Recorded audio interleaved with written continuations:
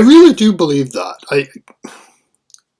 Here, let me give an example of what's going on with modern comics. For example, like, okay, let's take Batman. Batman's been around for, he first appeared in 1939, so he's been around, published for 84 years. Sherlock Holmes, Sir Arthur Conan Doyle, first published 1887, A Study in Scarlet. 4 years later, started doing short stories in the Strand magazine. That was 1891. In 1892, Sir Arthur Conan Doyle published The Adventures of Sherlock Holmes, and that made the character take off in a big way.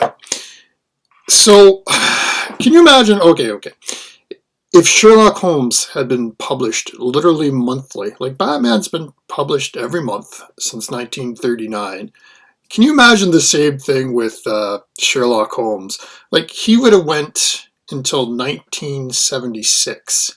He probably would have wound up his career investigating the Watergate tapes and the Nixon resignation. He would have went through, World War I, World War II, Korean War, Vietnam, and then I'm sure at the decline he would have had cases with the hippies and whatnot. Who knows, right? But it's just astounding when you put it into perspective like that. Like, Batman's been around for 86 years, like, published. I can't even imagine like a Sherlock Holmes being put out every month. The changes that would have had to have happened to that character to continue to make him relevant for that audience, right? Like, just think for a second what they would have had to done to Sherlock Holmes to make him sell books for 86 years on a monthly basis. Yeah. Anyway, let's get into that. Like I said, I was a little depressed last time, actually, because like the top book was Eden, It's an Endless World, Volume 1. Went for about $124, which, is respectable, but that would only be number 5 on this list today. So it was a good 3 days over February 10th, February 11th, and February 12th. But let's bring you let's get into the lots first. And I've actually got 5 lots and 2 honorable mentions. So, first honorable mention, Future Diary, volumes 1 through 10. Went for $230. That's Tokyo Pop 2009.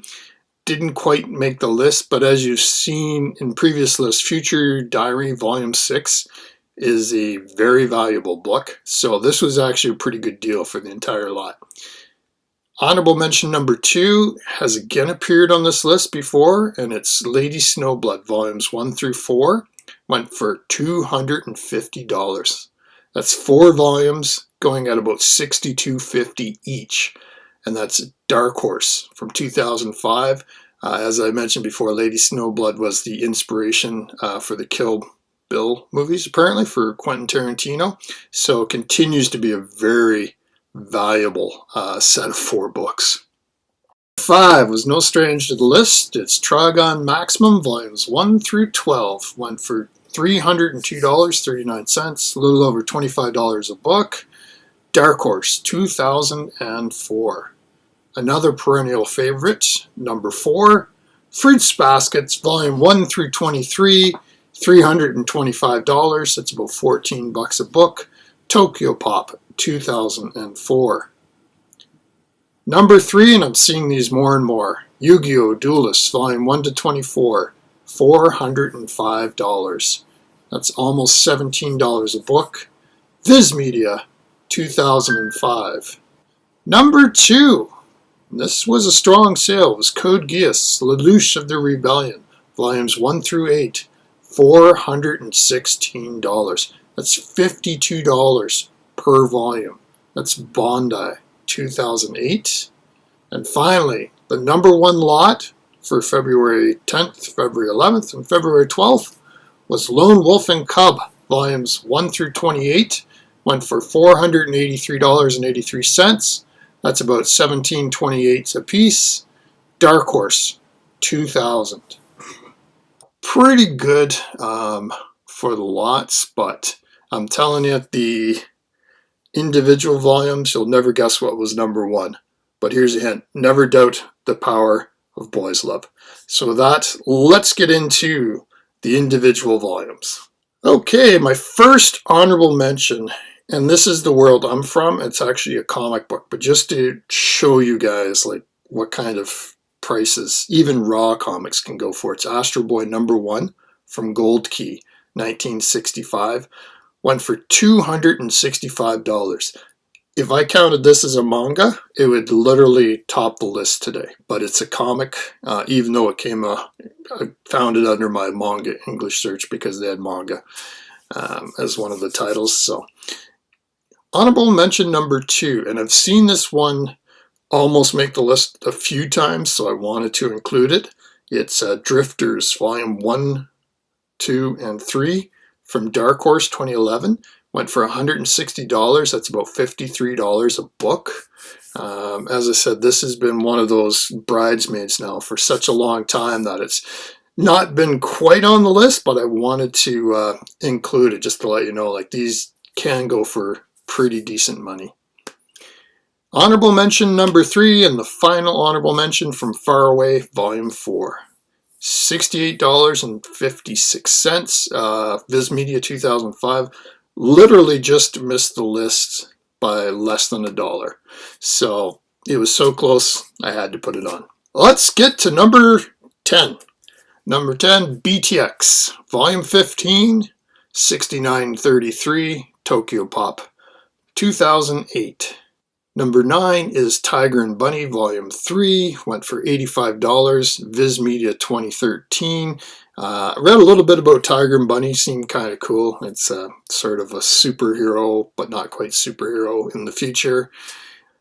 Number 8, and this has been on the list before, it's a light novel, is Bakano, Volume 5. $90, Yen Press 2017. Again, it's rare that I don't have a light novel on this list these days. Number 7, Trigun, Deep Space Planet Future Gun Action, Volume 1, hardcover. $97, Barnes & Noble, 2004. From what I understand, this is a Barnes & Noble exclusive. It's not the only exclusive being an exclusive on this list today. Like, those are starting to become collectibles. They saw this trend a long time ago, jumped on it. Number 6, in full disclosure, I bought this from Amazon in 2010 for cover price. Tomie, Museum of Horror, Tomie, number 1, $107.85. Dark Horse, 2006. Number 5, it looks like somebody got the set. It's Trigun, Deep Space Planet Future Gun Action, Volume 2. Went for $107.85. It's actually tied with the Museum of Horror, Barnes & Noble, 2004. Number 4, I had to, this one, speaking of perennial bridesmaids, I've seen it appear like just on the edge of the list a few times before. It's Hyper Police, Volume 10. $125, Tokyo Pop, 2007. Number 3, speaking of Yu-Gi-Oh! Love, it's Yu-Gi-Oh! Omnibus, Volume 2, $177. Viz Media, 2015. This one kind of surprised me because I thought this was more available. Sometimes you see things that go for more than you think they should, and a lot of times you see things go for less than you think they should, but it's just what happens during that particular transaction. Let's get to the two big ones, and it was really close. It was only the difference of $1, but falling $1 short was number 2, Tokyo Ghoul, Monster Edition, Volume 1, Barnes & Noble exclusive, $249. This was originally published in 2017. These basically collects volumes 1, 2, 3 of Tokyo Ghoul.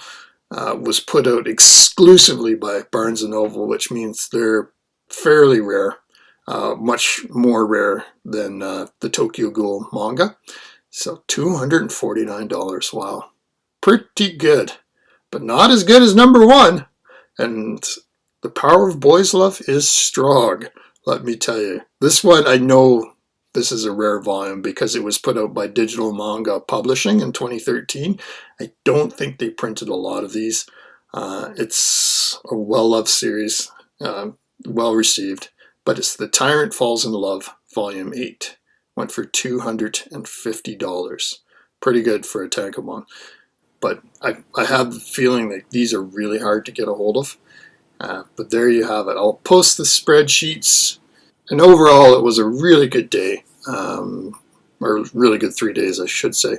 Averaging about $136 per volume, which is, and with a range, it started at about $69, went to $250. So today we had two big books. We had the Tokyo Ghoul Monster Edition and the Tyrant Falls in Love Volume 8. Both very impressive. Not as impressive as Ester Boy #1, but still very impressive. So anyways, thanks for watching, everyone. Talk to you there. Bye-bye.